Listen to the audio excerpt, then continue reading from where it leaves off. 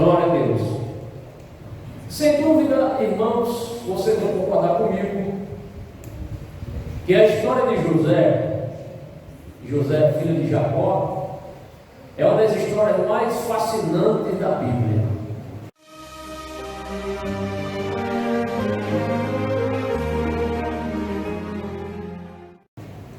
A história de José. E como vocês sabem, José foi o filho predileto de Jacó por duas simples razões.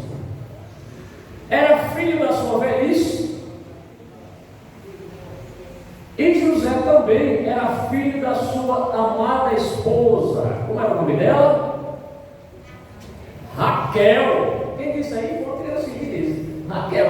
Tudo bem. Ela tudo se esquecendo aí. Que benção, né? Que tem crianças aqui atentas que conhecem a história da Bíblia. Então, por esses dois motivos, logicamente, nós não iremos entrar ou contar toda a história de José, porque vocês conhecem a história desse grande personagem, grande homem de Deus, né? Essa história que mostra que injustamente ele foi sentenciado à prisão por um crime que ele não cometeu, injustamente julgado e sentenciado. Os irmãos conhecem, sabem essa história. A história de José começa em Gênesis capítulo 37 e vai até o capítulo 50, grande parte do Antigo Testamento. E vocês se lembram que José, ele tinha 17 anos quando praticamente ele foi vendido a viajantes que passavam naquela ocasião. Seus irmãos venderam, os irmãos sabem qual foi o motivo, que foi eles tinham inveja de José e venderam seu irmão. José foi para o Egito.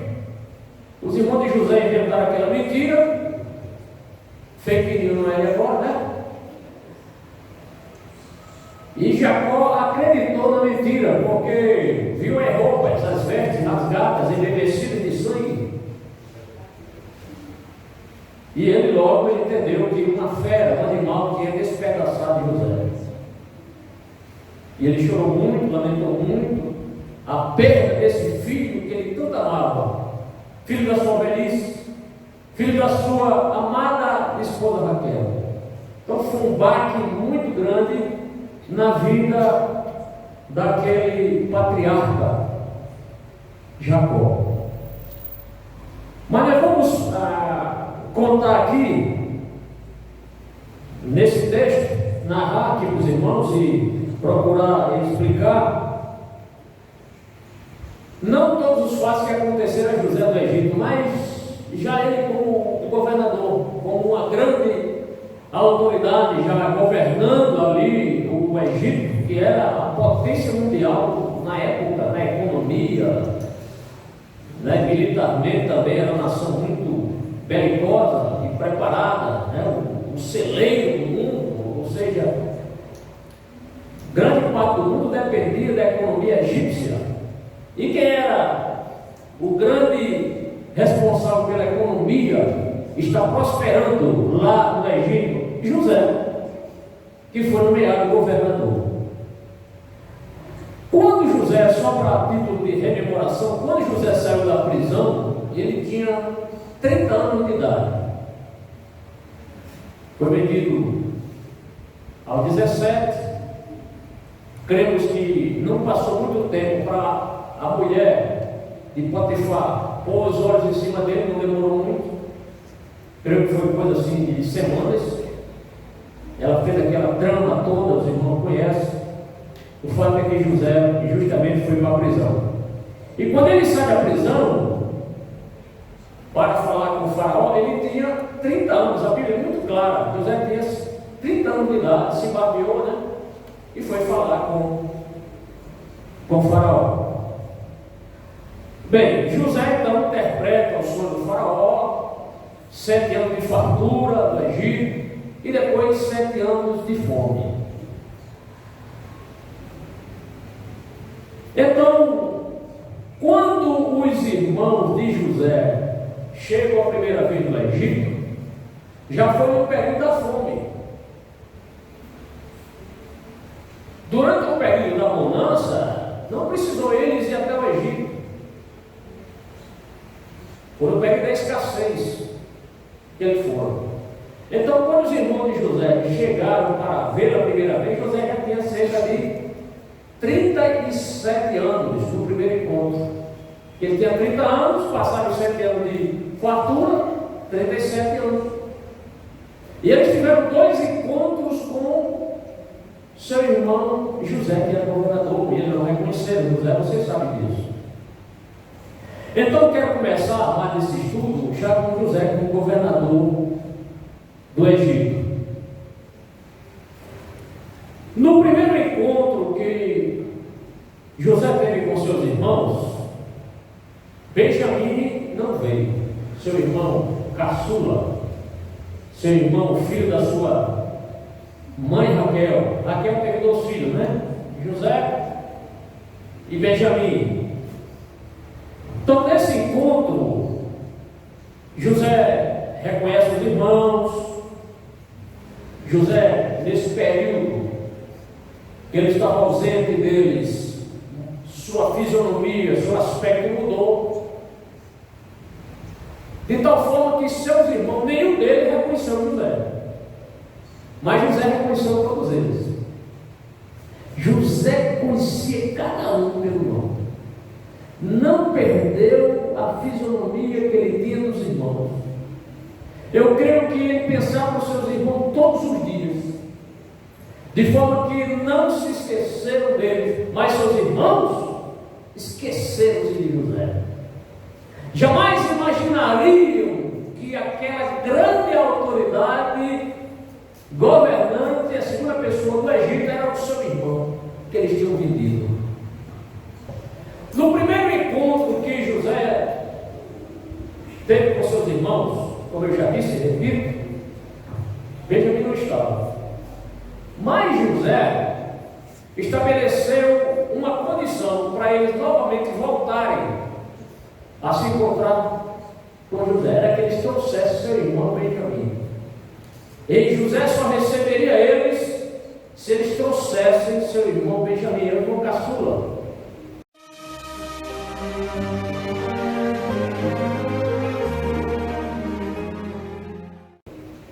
O legítimo irmão de José. Essa era a condição.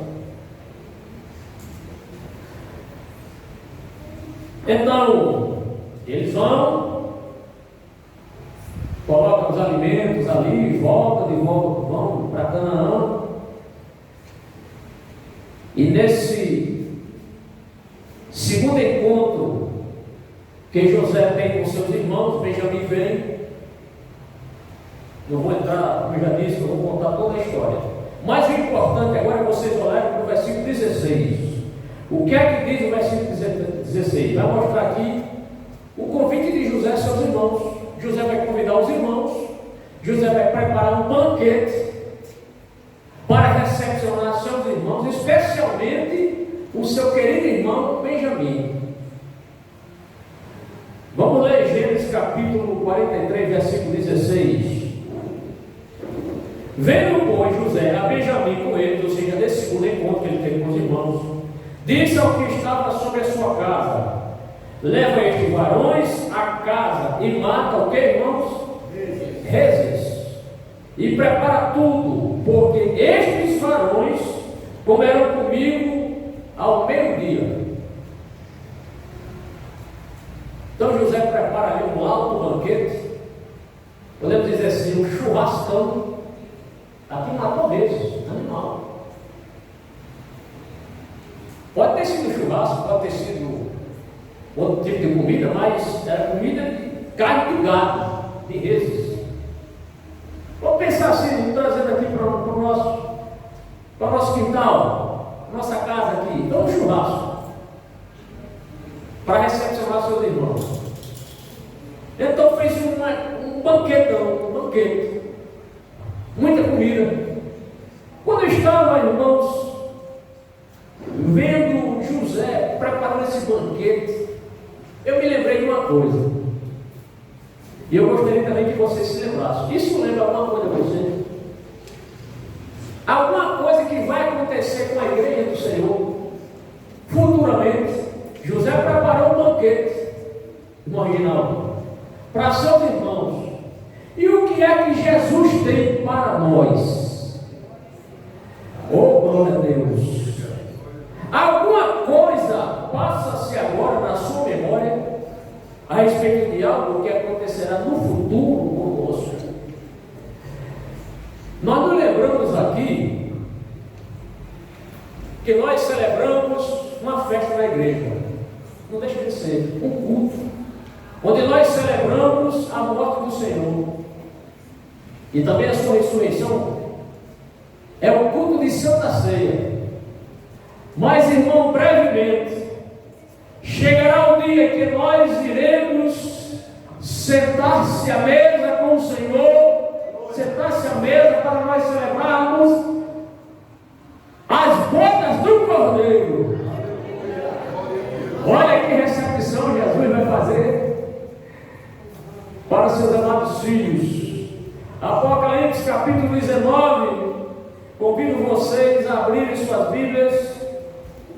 Apocalipse capítulo 19, versículo número 7, irmãos. Apocalipse 19, 7. Assim expressa a palavra do Senhor.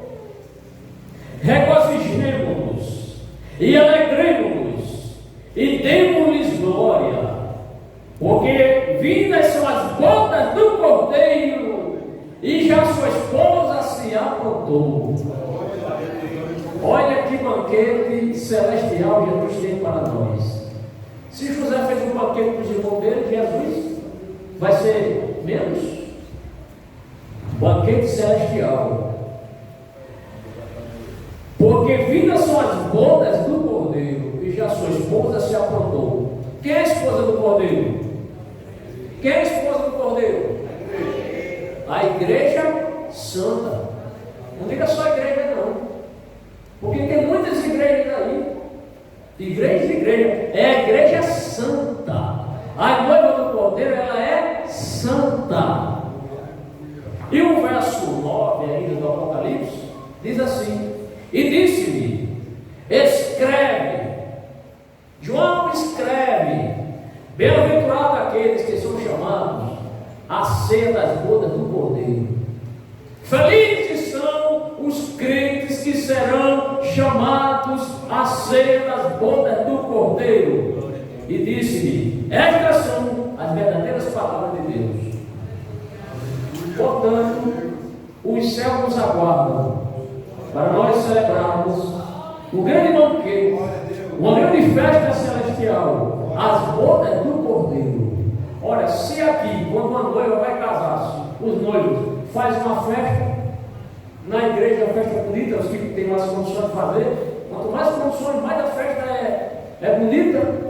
Agora imaginemos a festa do Cordeiro de Deus, uma festa para recepcionar a sua noiva. Será uma festa gloriosa, cheia de majestade, cheia da presença de Deus. Glória a Deus. Irmãos, essas coisas a gente tem que crer e meditar nessas promessas que nós temos, que Deus tem para nós. Portanto, nenhum crente aqui tem motivo para andar de cabeça baixa, triste, cabisbaixo. Não. Você é filho do rei. Você tem promessa. Seu nome está escrito no livro da vida. Jesus disse: alegrai-vos. Os discípulos, quando foram evangelizar, retornaram: Senhor, no teu nome os demônios são expelidos, os paralíticos são curados. Estavam alegres, jubilosos. E a gente não se alegra por isso, não. É como se vocês estão se alegrando por isso. É como se ele dissesse: isso é coisa fácil para mim de fazer. Alegrar, porque o nome de vocês está escrito no livro da vida. Esse é o motivo para a gente se alegrar. Glória a Deus. Muito bem. Falando a respeito do versículo 16. Mas vamos, o jantar de José com seus irmãos. Se preocupe não que vai ter aplicação esse estudo. Estou entrando na questão histórica, na narrativa, mas daqui a pouco vai chegar lá no final, ou perto do final, vai chegar a parte prática, tá certo? A aplicação do texto na nossa vida. Tá bem? Muito bem. O jantar de José com seus irmãos.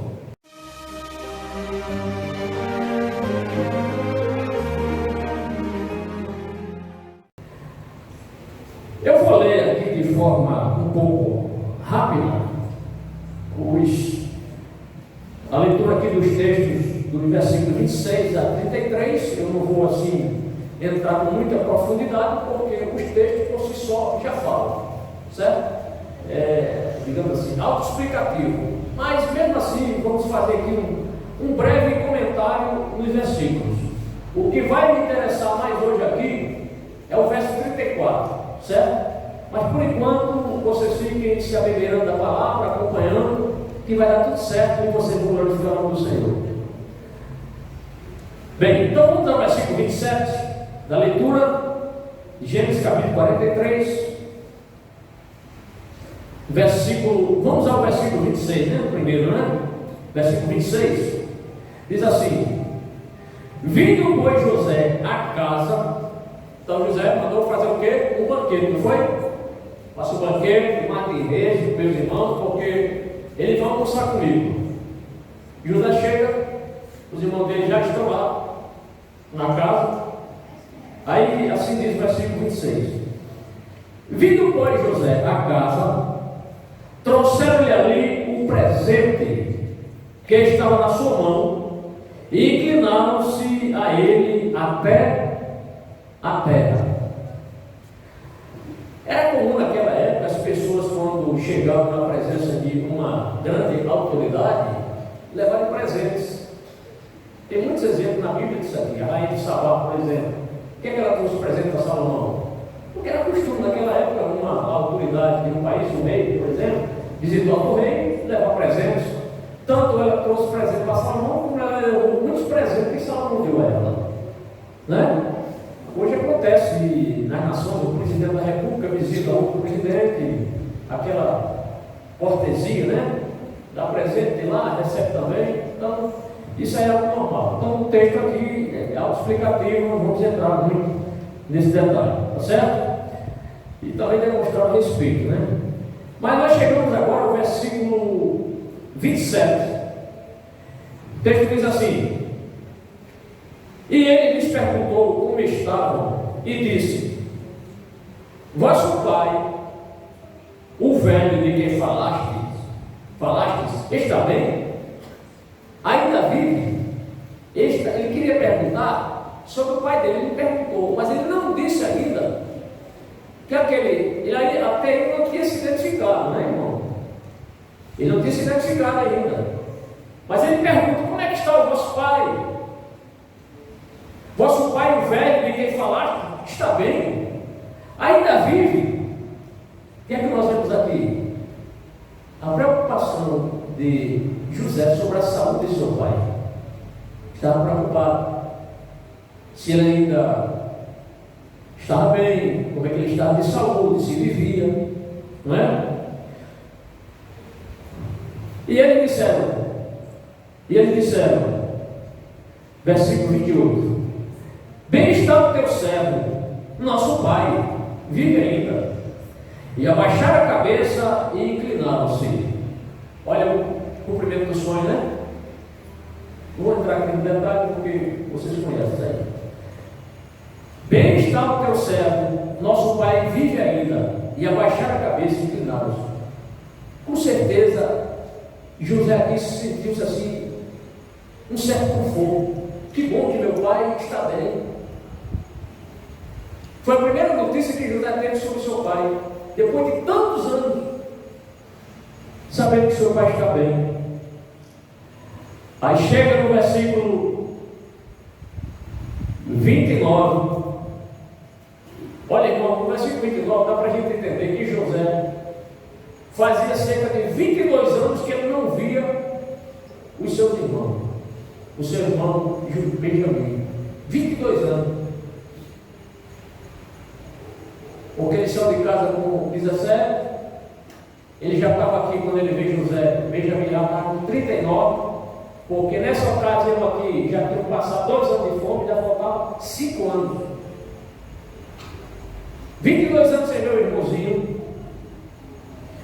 O verso 29 expressa o seguinte: e ele levantou os olhos e viu Benjamim, seu irmão, filho de sua mãe, e disse: este é o vosso irmão mais novo? Ele sabia que era, só para testar.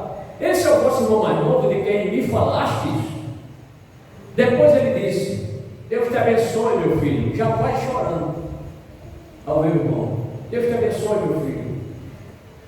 E outro detalhe importante: José sempre que falava com os irmãos, ele não falava na língua dos hebreus, ele falava na língua egípcia, mas tinha um intérprete. Sempre que José falava, era com um intérprete. Porque se ele fosse falar na língua dos seus irmãos, eles disseram: como é que esse homem egípcio sabe falar a nossa língua com tanta desenvoltura, sem sotaque, fala tão bem?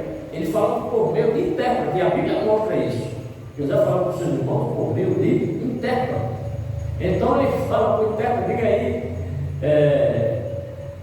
Deus te abençoe, meu filho. Falava em egípcio e ele traduzia e falava, não é? Na língua dos israelitas daquela época, tá certo?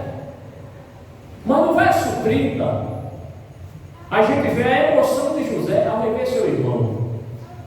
Seu coração ficou cheio de emoção em ver seu legítimo irmãozinho ali, né? Seu irmão. O texto diz assim: e José apressou-se, porque o seu íntimo moveu-se para o seu irmão, e procurou onde chorar, e entrou na câmara e chorou ali, foi no seu quarto. Quando ele diz assim: Deus te abençoe, meu filho, ele já estava quase não aguentando de tanta emoção. E ele se apressa ali, e apressou-se porque o seu íntimo moveu-se para seu irmão e procurou onde chorar. E entrou na câmara e chorou ali, foi no quarto dele chorar. E no verso 31, José então se recompõe e retorna ao local do banquete. Vai lá, o rosto. É o que o texto diz. Depois, verso 31, depois lavou o rosto e saiu, e conteve-se e disse: pão de pão. Quando a Bíblia diz assim, pão de pão, não significa que é pão. A gente sempre acha, quando lê na Bíblia assim, a comida é pão, e foi servido o pão na Bíblia, nem sempre o pão é pão. Pão é comida, é alimento. Senão, rapaz, esse pão da Bíblia só come pão. Pão francês, pão carteira, pão doce, pão de quê? É alimento. Quando ele diz pão de pão, ele está dizendo: sirva comida, bota o churrasco aí, certo? Importante dizer isso porque às vezes a pessoa tem essa percepção, esse entendimento. Mas, irmão, aí nós chegamos agora no versículo 32. Como eu disse, vou fazer pequenos comentários de versículos. O versículo 32 vai nos apresentar algo bem curioso da cultura egípcia daquela época. Assim diz o texto. Está acompanhando aí na sua Bíblia? E puseram-lhe a ele a parte. A ele quem? José. Então lá tinha 2 mesas. Uma mesa só para José e uma mesa para os irmãos de José. E o texto explica. Olha a Bíblia aqui explicando a própria Bíblia. Primeira regra da hermenêutica, né? A Bíblia interpreta a própria Bíblia. E puseram-lhe a ele a parte, e a eles a parte, e aos egípcios que comiam com ele a parte, porque os egípcios não podem comer pão com os hebreus, porquanto é abominação para os egípcios. Eles não podiam comer, eles tinham seus costumes, a sua religião, a sua cultura, não permitia que eles comessem pessoas de outra cultura, outros costumes, era uma abominação para eles. Então a mesa de José é a mesa dos seus irmãos.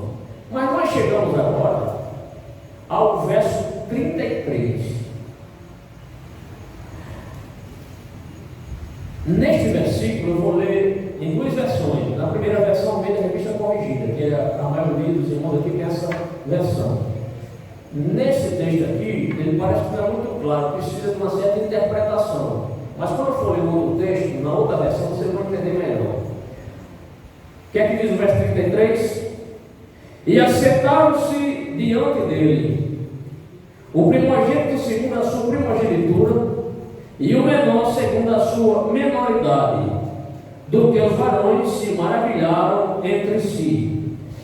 Então, a Almeida Revista Corrigida não é muito clara. Para alguns exige interpretação, mas eu prefiro a versão na NVI. O que é que diz a NVI? Diz assim, ó: seus irmãos foram colocados à mesa perante ele por ordem de idade. Olha a diferença. Seus irmãos foram colocados por ordem de idade, do mais velho ao mais moço, e olharam perplexos uns para os outros. Não ficou mais fácil agora, NVI? Ou seja, quando José autoriza que eles se sentem à mesa, aí ele já tinha combinado com um dos seus mordomos lá a ordem da colocação de cada irmão. Que era o mais velho? Rúben, Simeão, Levi, Judá, Issacar, Zebulon, Naphtali, assim, tudo na sequência. Aí eles ficaram admirados. Poxa, como que pode?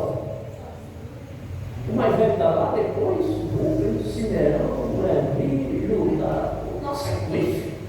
Que coisa! Olha, ficaram perplexos e olhando perplexos uns para os outros.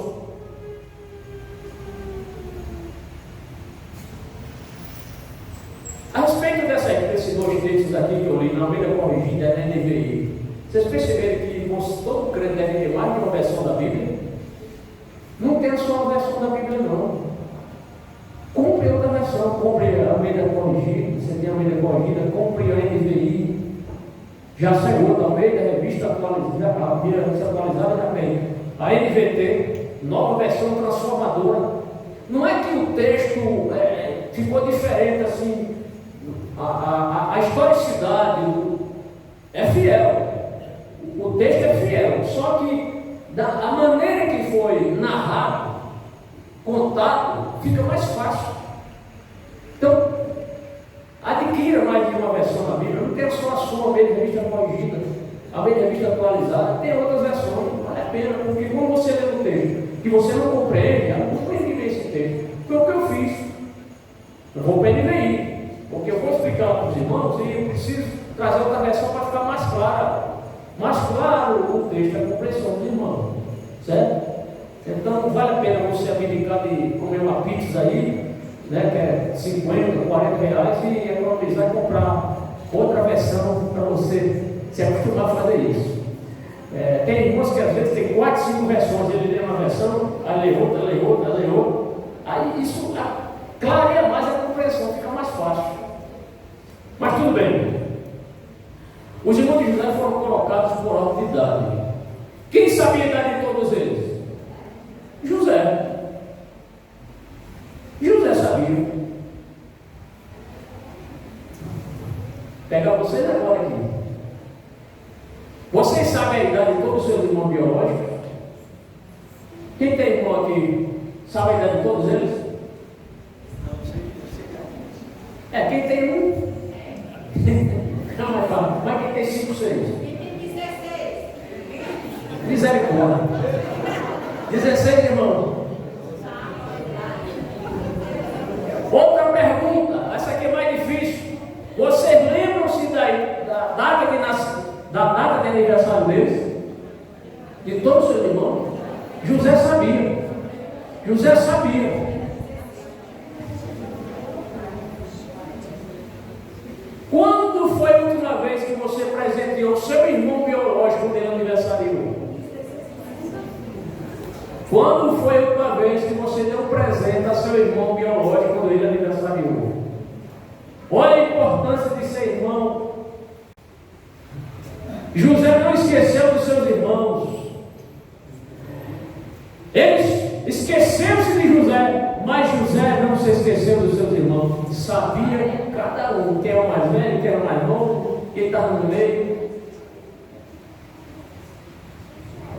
Bem, dito isso, irmãos, vamos ao versículo 34. Como eu disse, e repito, vou reservar um só tópico para esse versículo 34.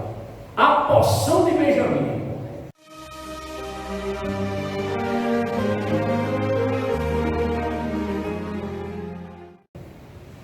Acompanhe sua Bíblia, a leitura do versículo 34. O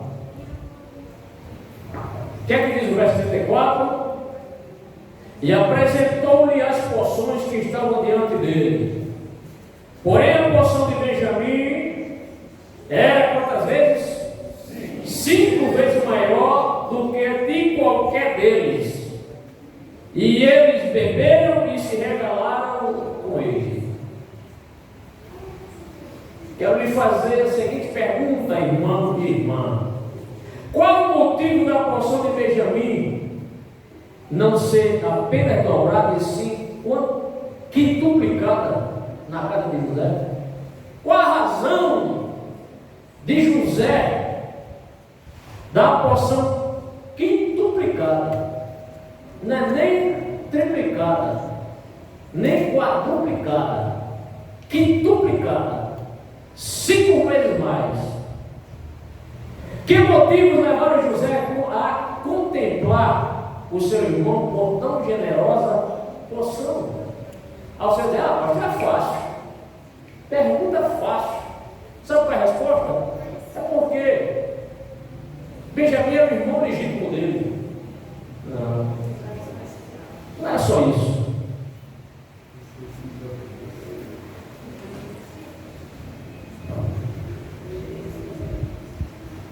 O que é que José diz? O que é que a Bíblia diz em Gênesis 43:16? Parte B. Mata reis e prepara tudo, porque estes varões comerão comigo ao meio-dia. Então, como eu já disse, podemos entender, posso imaginar que José deu para seu irmão as melhores porções da carne. Se fosse um churrasco, ele deve ter dado ali para ele a picanha, contra filé, a maminha. São pedaços assim melhores para a gente num churrasco comer, né? O churrasco, a irmã Jane, se fizer um churrasco que não tiver contra filé, ela se revolta contra mim. Tem que ter contra filé, né? Então eu entendo que os melhores pedaços José deu para seu irmão, certo? Agora, muita gente se engana e às vezes faz uma afirmação que a Bíblia não diz assim. Não, é porque, sabe por quê, pastor? É porque Benjamim, ele era gordinho, ele comia muito. Não tem gente que come muito assim? Um irmão come por 3 irmãos? Não tem assim às vezes? Na igreja tem um café da manhã, aí cada um pega seu prato, aí tem 15 tapioca, aí chega uma irmã lá e bota lá os 5 no prato dela. Eu já vi isso, irmão. Eu já vi isso, irmão, já viu também. Está na determinada igreja aí. Cada um leva cuscuz, batata doce, tapioca, outra coisa lá, né? Ovos. E tinha umas tapioca lá, e a irmã foi lá, achou que era só para ela. Esqueceu a fila atrás. Hein? Aí fez a festa, botou ali, várias tapioca, resultado, alguém ficou sem tapioca. E alguém acha, não, por que José deu a porção quintuplicada a seu irmão? Era porque ele era gordinho? Não, irmão. Naquela época já era época de seca, de fome. Praticamente não tinha. Arriscar dizer que tem alguém gordo, tanto comer, porque a comida era contada ali, principalmente em Canaã. E eles fizeram ali um percurso, momentos a pé, eu penso, momentos, quem sabe, subir no jumento, momentos de cia para descansar os jumentos, e a pé, ele vai queimando caloria. Então não era gordinho, era pessoa normal. Então não há base bíblica para alguém dizer que José deu porque seu comilona. Não é que a pessoa comilona, come muito. E comer muito em excesso é pecado, né?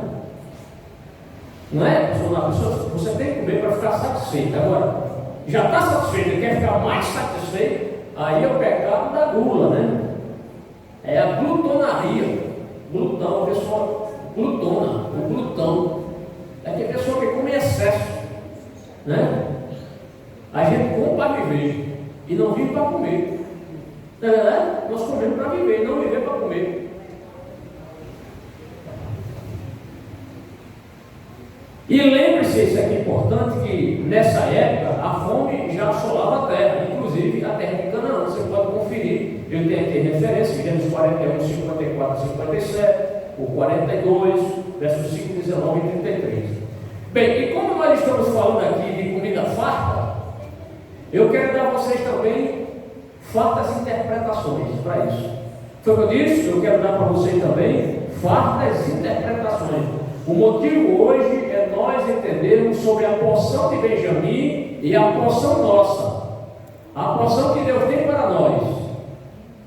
Até agora eu entrei na parte histórica do texto. Vamos entrar um pouco agora aqui na interpretação e depois na aplicação. Quem está entendendo, diga amém. Amém. Muito bem. Vamos para o último tópico. Falta meia hora. Razões para José ter favorecido mais a Benjamim.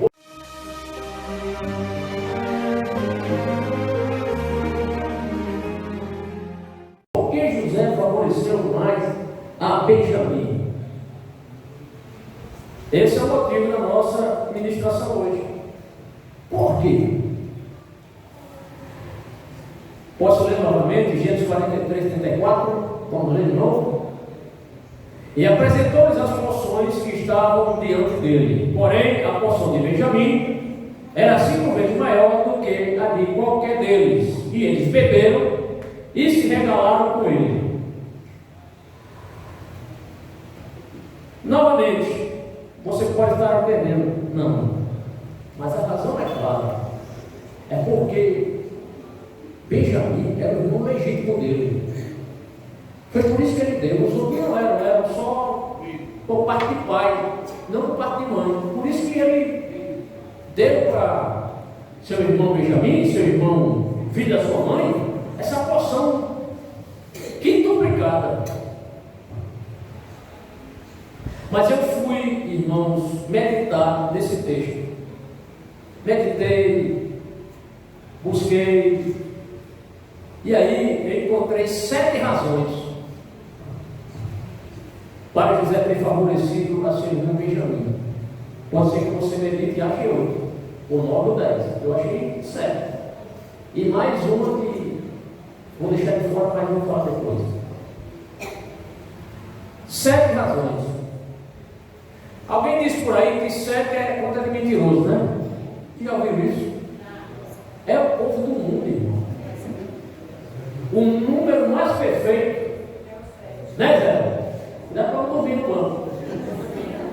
O número mais perfeito na Bíblia é o número 7, irmão. Agora, o povo do mundo que não conhece a verdade, aí 7 é conta de mentiroso. Você escuta isso aí de vez em quando. Quando você escutar isso aí, você diz, epa, não é assim não, viu? 7 é o número mais perfeito, é o número da perfeição da Bíblia, é o número 7. Porque quem sabe a gente não estuda aqui só do número 7. A relevância do número 7. Mas as pessoas do mundo que não conhecem, não tem tempo a Deus, 7 é conta de mentiroso, é nada. 7 é o número da perfeição de Deus. Glória a Deus. Muito bem, então, é para isso que a gente está aqui hoje, né? 7 razões. E a primeira razão? Isso eu já sabia, pô. Calma. A primeira razão é a mais óbvia. É a mais óbvia, eu já disse aqui. Era pelo fato de Benjamim ser filho da mesma mãe. Portanto, era seu legítimo irmão. Certo? Era seu irmão de pai e mãe. Então foi uma honra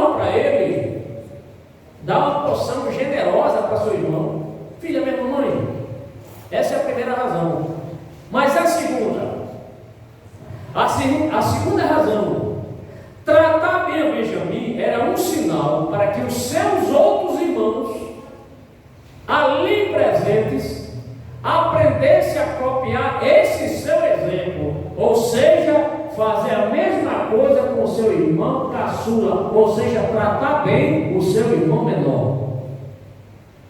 Está entendendo? Foi um exemplo para eles, para que eles aprendessem através do exemplo de José a valorizar o irmão caçula, o irmão mais novo.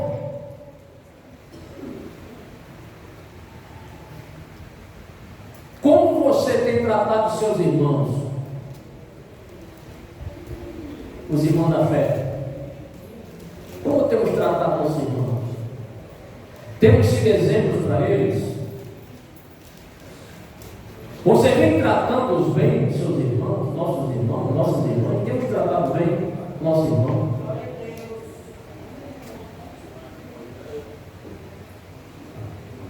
Não tratar bem é ser injusto.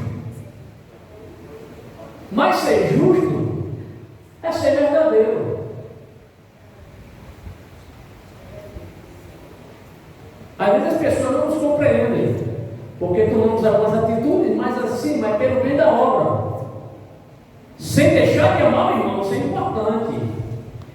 A gente pode tomar algumas atitudes na parte administrativa da igreja, no trabalho da igreja, as irmãs na regência, enfim, qualquer trabalho na igreja do Senhor, mas sem ser injusta com a pessoa, porque se a gente for injusta, fazendo por maldade, que não é o caso, o crente fazer algo, um crente maldoso para com o outro, isso não está certo, né, irmão?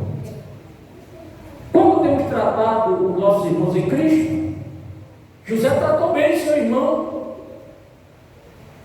A terceira razão, creio que José estava ensinando a seus irmãos, eu estou lendo o que eu escrevi aqui, tá, irmão? Isso aqui não foi copiado da internet, não, foi Deus que me deu. E eu estou lendo aqui ipsilíteres para eu não esquecer de nenhuma palavra para o raciocínio de vocês ficar assim um pouco vago.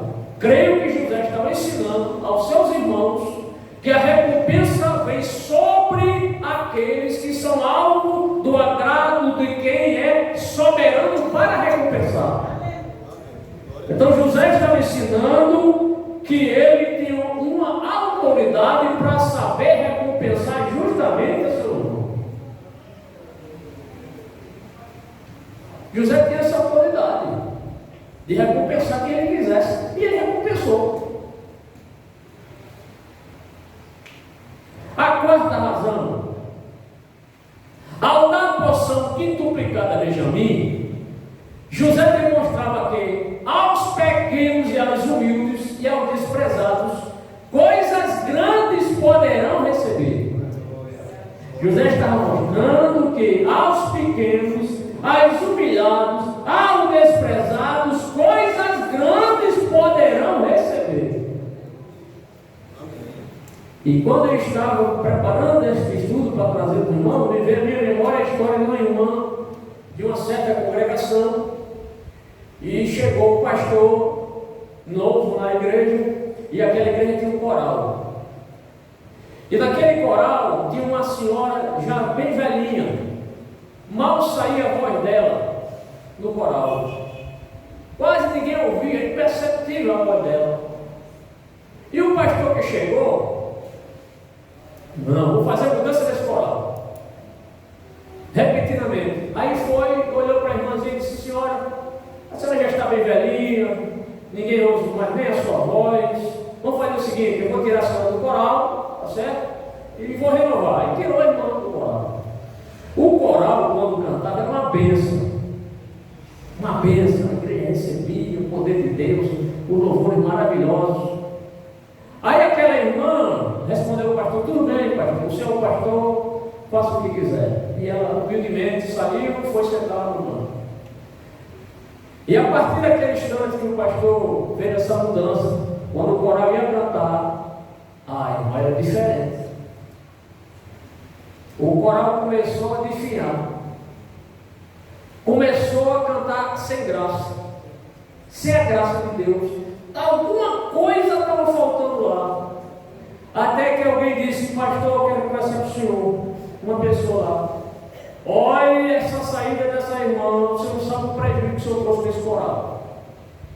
Porque essa irmã é uma coluna de oração desse coral. E o Senhor tirou a mulher que mais orava desse coral por nós. Está vendo? Os humilhados, desprezados, Deus exalta a irmã. Estava lá Benjamin, o caçula lá, me achava, vai ser só um lanchinho para ti, para ele. O quê? Comida farta para o irmão. Porque Deus é o Deus que abate aqueles que se exaltam e humilha aqueles que são humilhados. Exalta aqueles que são humilhados. Deus sabe fazer isso, Deus é justo. Olha José, humilhado, preso, olha como Deus o exaltou. Olha Daniel, olha como Deus o exaltou. E tantos homens de Deus, que Deus tem feito na história da igreja. A quinta razão, irmãos, aí sim, posso crer que, e você também pode crer, que foi o amor de José por Benjamim. O amor dele. Não apenas porque seu irmão, mas o amor que ele tinha para o seu irmão Benjamim. O amor. Penso que seu coração certamente foi movido de extrema compaixão, motivado pela saudade de sentir do seu irmão, e quando viu seu irmão, eu vou recompensá-lo. E ali lhe extravasa a sua generosidade. A gente precisa aprender a ser generoso. Precisamos ser generosos, né, irmão? Precisamos, todo nós. Precisamos ser generosos. É um dever do crente ser generoso. Deus não é generoso? Se Deus é generoso, como Ele é? É um Deus generoso, amoroso, e a gente precisa ser generoso também.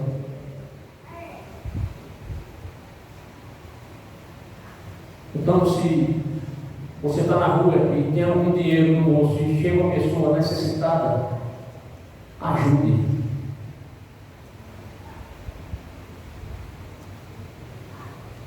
Porque Deus também nos socorre quando a gente está precisando de alguma coisa. A gente só tem Ele para clamar e Ele não pode negar-se a si mesmo porque Ele é generoso. Mas se nós fecharmos a nossa generosidade para alguém, será que nós teremos assim a moral espiritual de cobrar, de pedir a Deus alguma coisa? Não é, irmão? Será que nós temos condição de chegar ali um pedinte ali? Tem um senhor, um rapaz ali que ele ficava sempre ali no semáforo, na rua ali, próximo da de casa. Eu sempre dava uma moeda, quando eu tinha, né, uma moeda, mas depois que eu comecei a sentir o bafo de cachaça, quando ele, não vou dar madeira não, porque ele está comprando cachaça. Aí eu deixei de dar, porque eu sentia mesmo. Ele sentava, aquele rapaz lá, de novo. Aí nesse caso aí, você tem que ter misericórdia dele e não dá. Porque se você der, ele está indo para comprar cachaça.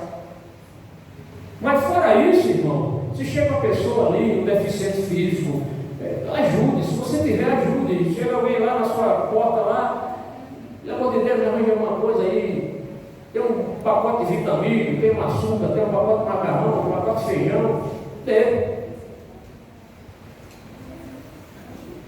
Jesus disse, quando a gente der uma esmola, que a tua mão esquerda, a tua mão direita não vê, tua mão esquerda não vê o que a tua mão direita faz, né? Não é para sair, vou ter esmola ali, ele não sai tocando trombeta como os fariseus faziam.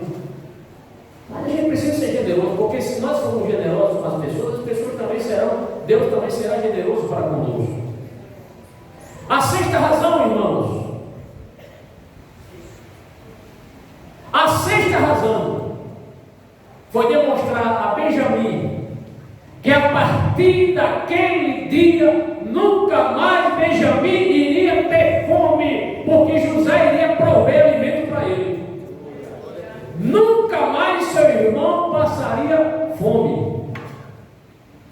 Ele estava demonstrando, Benjamim, é como se dissesse, a partir de hoje você nunca mais vai ter fome, meu irmão, porque a fome também chegou a Canaã, a terra de Jacó.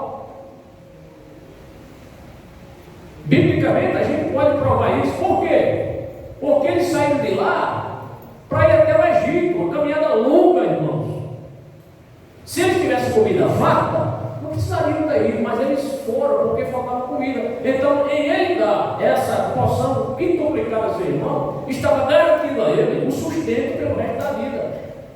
E realmente isso aconteceu. Nunca mais seu irmão teria necessidade novamente. Podia encher seu prato. E a sétima razão, não precisa decorar tudo isso, mas só você compreender. A sétima razão era que José tinha pão suficiente para dar a quem ele queria. A sétima razão, diga, José tinha pão suficiente para dar a quem ele queria. Pão aqui novamente é alimento, ou seja, José tinha alimento suficiente para dar a quem ele quisesse. E ele deu ao seu irmão. Agora, já no finalzinho, já quase terminando esse estudo aqui, eu comecei a meditar e percebi o seguinte: pode ser verdade, mesmo porque é uma dedução, é uma interpretação minha.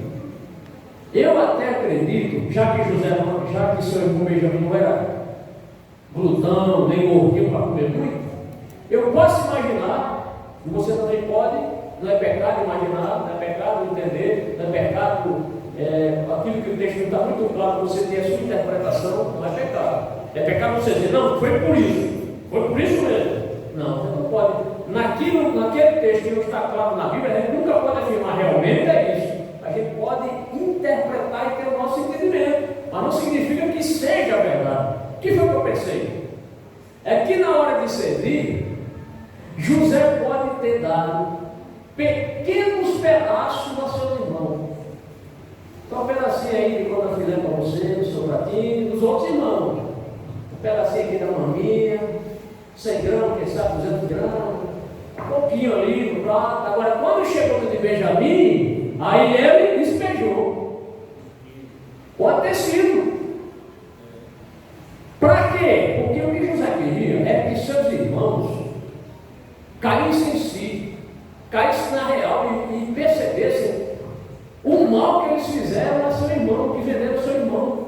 Então ele queria ver como estava o coração dos seus irmãos, se tinham mudado, se Benjamim não estava sendo também sendo invejado por seus irmãos. Então ele queria sondar os corações dele. Vou colocar aqui pouco alimento, é a forma de interpretar também. Um pouquinho para cá, cada um pouquinho. Aí quando chegou a vez de Benjamim, ele está aqui, ó, maminha, contrafilé, né? Fraldinha, só um pedaço bom, né? Para levar seus irmãos à reflexão.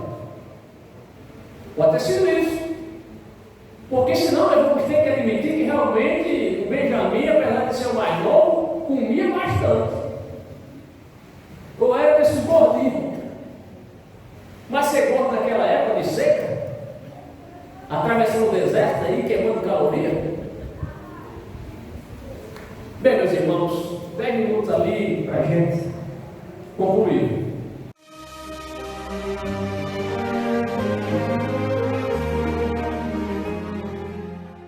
A conclusão com a aplicação. Irmãos, essa história de José com seus irmãos nesse alimento tem tudo a ver conosco. Tem tudo a ver. Antes de nós conhecermos Jesus, nós andávamos famintos. A gente procurava comida, não estou falando da comida que perece. Feijão com arroz, a comida espiritual. Nós éramos famintos, procuravam alimento nas novelas. Sim ou não? Muita gente aqui assistia novela, não perdia um capítulo. Quando terminava a outra novela, qual é a próxima? Aí torcia fanaticamente por futebol, gostava de jogar baralho, carta, gostava de bingo, gostava de carnaval. Esse era o alimento que o mundo nos dava, um alimento para as nossas almas. Mas quanto mais nos alimentava, mais fome a gente tinha, porque a alma só descansa quando encontra-se com Jesus. A alma só fica forte, só é fortalecida com a presença de Jesus. Todos nós andávamos famintos, esperando que alguém nos servisse e saciasse a nossa fome espiritual. Procurávamos as diversões, os prazeres fúteis, a vida mundana, a jogatina, a bebedeira. Muitos se envolveram em sexo ilícito, na prostituição. Vivíamos desamparados. Como diz Isaías capítulo 53, versículo 3, todos nós andamos desgarrados como ovelhas, cada um se desviava pelo seu caminho. Tínhamos fome. Até que um belo dia, o Espírito Santo nos convenceu. Aleluia, bendito seja o nome do Senhor. Abrimos nosso coração e aceitamos o Senhor Jesus. Quando Ele disse: vinde a mim todos vós que estáis cansados e oprimidos, e eu vos aliviarei. Tomai sobre vós o meu jugo e aprendei de mim, que eu sou humilde e manso de coração, e encontrarei descanso para as vossas almas, porque o meu jugo é suave e o meu fardo é leve. Estávamos com fome, e Ele disse: vinde a mim todos vós que estáis cansados e oprimidos. Muitos aqui eram oprimidos pelo diabo, cansados, vivia em terreno com macumba, fazendo despacho. Tantas coisas erradas cometíamos, fazíamos e achávamos.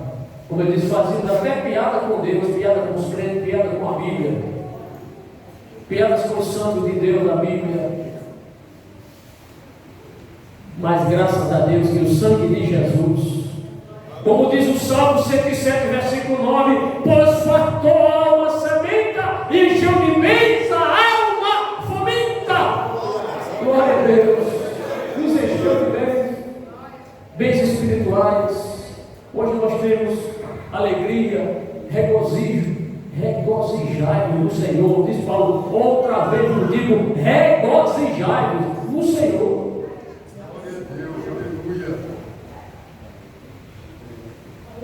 Glória a Deus. O ato de José dar em sua casa comida para os seus irmãos, com destaque para Benjamim, nos faz lembrar o que Jesus fez em seu ministério aqui na terra. José não deu comida farta a Benjamim. Jesus também não dava comida farta ao povo, a comida da palavra e a comida literal. Quando Jesus transformou o pão em mais pães e peixes, em milhares de peixes, sempre sobrava. Perceberam isso? Sempre, olha, 5 pães e 2 peixes. Alimentar 5.000 homens, fora mulheres e crianças, e ainda sobrar 12 cestos de pedaços de irmãos. É um milagre dos milagres. Glória a Deus. Esse mesmo Jesus, irmãos, que tem poder de transformar, é o mesmo Jesus que tem poder para alegrar o coração de nós todos. Nos regozijamos no Senhor. Sim, tem dias que nós nos sentimos tristes, tem dias que realmente são difíceis, mas Paulo diz: regozijai no Senhor. Sim, você está triste, mas lembre-se, regozije-se no Senhor. Ou seja, lembre-se de Jesus, lembremos das promessas que Ele tem para nós, descansemos nas suas promessas. Como diz Mateus 15:37, e todos comeram e se saciaram, e levantaram do que sobejou 7 cestos cheios de pedaços. Jesus sempre tem comida farta. A Bíblia, Jesus disse: a minha carne é a verdadeira comida O meu sangue é verdadeira bebida. Ele não está falando de forma literal. Ninguém quer comer a carne de Jesus nem beber o sangue. Os crentes do primeiro século foram muito perseguidos porque diziam o quê? Porque diziam que os crentes se juntavam, fechavam as portas para comer a Santa Ceia. Eles estão comendo carne de fruto. O povo dizia assim. E bebe sangue também. Por isso que ele fecha as portas lá. Acusava o crente de cometer incesto, porque irmão casava com irmão. Eles diziam isso. Lê a história da igreja que vocês vão ver umas aberrações que o povo contava sobre os crentes. Ai, lá a casa é irmão com irmão, lá a bagunça lá. Só que era irmão da fé, irmão. Come carne de fruto, lá. Era ceia do Senhor. Tomava sangue, era o vinho. Acusava os crentes. Se a porção de Benjamim lhe foi generosa demais, o que diremos das grandes porções que o Senhor tem para os que são dele? As grandes porções. Se tem crente com depressão, é porque, diz o doutor Marco Aurélio, o crente com depressão é falta de confiança em Deus. Quando você vê um crente com depressão, estou com medo do futuro. Com medo do futuro. Estou me lembrando dos pecados do passado. Meu Deus, aquele pecado tão feio que eu cometi.